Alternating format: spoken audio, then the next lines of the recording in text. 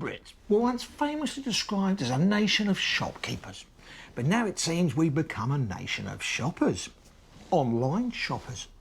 We spend more money per household this way than any other nation in the world, and why not? For many of us, it's an easier and cheaper alternative to visiting the high street.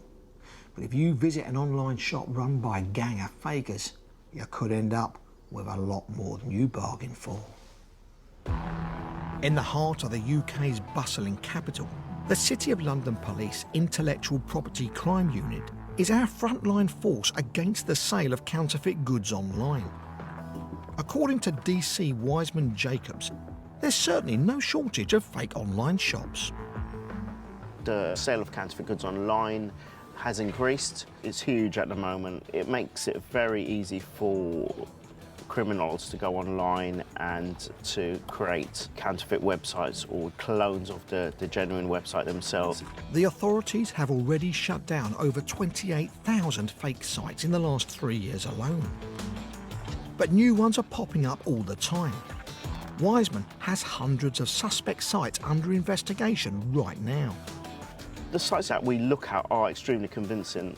I've got several that we suspect to be selling counterfeit goods. We've got one which is purporting to be a large sports brand.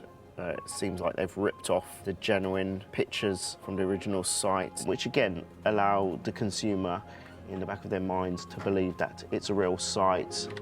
But sadly, getting fooled into buying fake goods is just the start. The criminals behind the fake websites are now doing something far more sinister.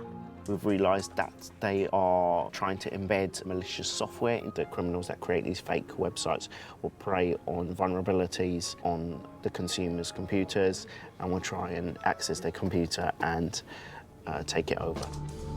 Once inside your computer, these viruses can harvest your personal and banking details in order to steal your money. These details can be picked up by the virus and the malicious software, and all your details can then be passed on to the criminals. And this is all from purchasing on a fake site. And it's happening right now. And just a couple of days ago, they attempted to gain access to our computer, and I can see here that there have been 1, 2, 3, 4, 5 attempts. It's basically placing like a very bad flu on your computer, and we don't know how we're gonna cure it. But that's not all. Some fraudsters have gone a step further, and rather than just steal our money, they're now unwittingly recruiting us into the counterfeit enterprise. After making a purchase from a fake online shop, fraudsters are stealing our names, addresses and card details to set up more dodgy websites in our names. The criminals open the sites in other people's names and just purely to get them away from the site itself. They do not want to be connected. This means that criminals are making us, the innocent shoppers, unwilling parties in this crime. A lot of individuals who had purchased items online were now being linked to fake websites, and they did not even have a clue. They did not have any knowledge, did not have any link to these sites. The only way they found out was when they had a letter sent through their door from either a law enforcement agency or a company saying you're selling fake items. Initially, people's reactions are shock and disbelief. It could easily be you or me. Navigate onto the website you think is genuine, purchase some goods, and they've got you. The most amount of fake websites I've seen that have been created in a person's name is over 500, and that's just in the United Kingdom. Just how easy is it to get fooled by a fake website? And how easy is it for fraudsters to drag us into their criminal network? It's mid-morning at the University of Gloucester. Ethical hacker, who goes by the name of FC, has 20 years' experience in the field of cyber fakery. In just 1 hour, he's built a fake online shop, just like the ones used right now by criminals to hoodwink you and me. Everything about this site is completely faked, from the products to the interface. This fake site has some clever features to fool even the most savvy online shoppers. So it has a proper domain name that was brought from a decent registrar. It's got a certificate that gives you the little padlock to know that it's going to be secure and it's safe.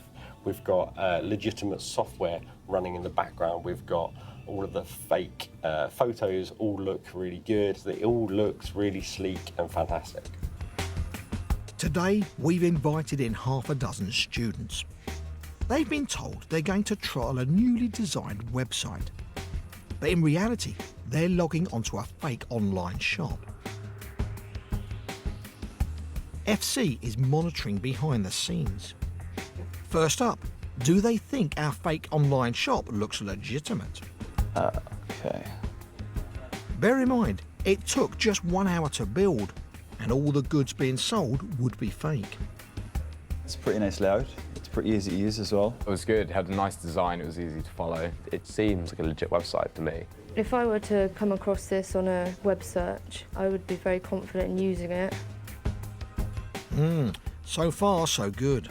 But would any of them in principle be willing to buy from our fake online shop?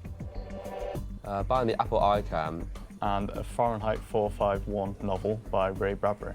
So I'm about to put in my card details now. Cool, that's all done. All the students said they would buy something, and for the purposes of this demonstration, we've given them credit cards to use. Back behind the scenes, FC is able to see the orders flood in. So if we look at one of these orders, we can see things like their name, their credit card number, the 16-digit number, the CCV2 number, which is the 3 digits on the back of the card. We can see the expiry date, expiry year, so all of the details that you'd need to use that credit card. On this screen, we can see their home address, their telephone number, their email address, their name, and yeah, we've got everything we now need to create yet another fake website like this. Legitimate websites will use this data correctly, but that's not the case with the fake ones. If I was a criminal, I could create tens of thousands of these fake sites in 24 hours. So that by tomorrow morning, all of those people that we've taken details from will be behind other scam sites. Scary stuff. A click of a button, and that could be your details used to open another website to illegally sell fake goods. This could land you in serious trouble with the law. It's scary that it can be done so well. It's definitely concerning that people are using other people's details. There's nothing which really would make me think that's fake.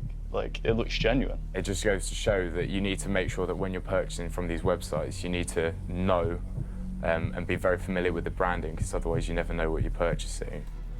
It may have come as a shock to the students, but for FC, this is the reality of the online world we now live in. It's not surprising at all that people were fooled by this, because this is what websites are built on. All that is fake is who is running it.